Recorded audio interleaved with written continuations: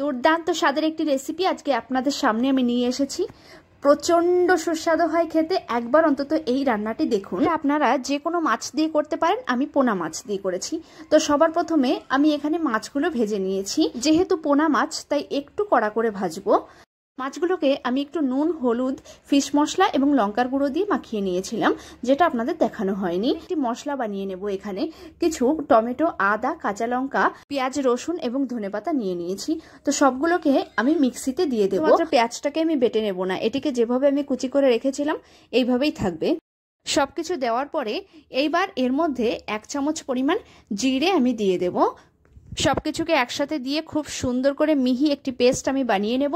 এই দেখুন কত সুন্দর একটি পেস্ট বানানো হয়েছে। এইবার কড়াইতে আরও কিছুটা তেল দিয়ে দেব, তারপরে তেজপাতা এবং একটি দারচিনি ফোড়ন দেব আর কিছুটা জিরে ফোড়ন দেব। তারপরে সবার প্রথমে পেঁয়াজগুলোকে আমি ভাজতে দেব।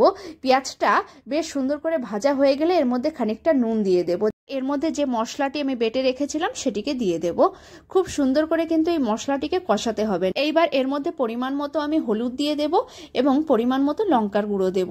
তারপরে মশলা ধোয়া জলটা দিয়ে দেব। জলটা দিয়ে আরও কিছুক্ষণ বেশ সুন্দর করে কষিয়ে নেব ঢাকনা দিয়ে। ঢাকনা খুলে এই দেখুন কতটা সুন্দর কষানো হয়েছে। এইবার এর মধ্যে আমি বেশ কিছুটা জল দিয়ে দেব। ঝোলটা টকবক করে ফুটে এলে এইবার এর মধ্যে মাছগুলোকে দিয়ে দেব।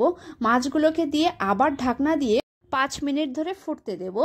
এবার এর মধ্যে আমি কিছু টমেটো কুচি ছড়িয়ে দেব। টমেটো কুচি দেওয়ার 1 মিনিট পরে আমি এর উপর দিয়ে আবারও কুচি করে ধনেপাতাগুলো ছড়িয়ে দেব। এই রান্নাটি প্রচণ্ড সহজ, তবে খেতে দুর্দান্ত হয়। মাছগুলির মধ্যে কত সুন্দরভাবে মশলা এবং ঝোলটি ঢুকে গেছে সেটা দেখতেই পাচ্ছেন। যদি আমার এই সহজ রেসিপিটি আপনাদের ভালো লেগে থাকে তাহলে চ্যানেলটিকে একটি ফলো করে দেবেন এবং ইউটিউব থেকে দেখলে চ্যানেলটিকে সাবস্ক্রাইব করে দেবেন। সবাই ভালো থাকবেন। ধন্যবাদ সকলকে পুরো ভিডিওটি দেখা।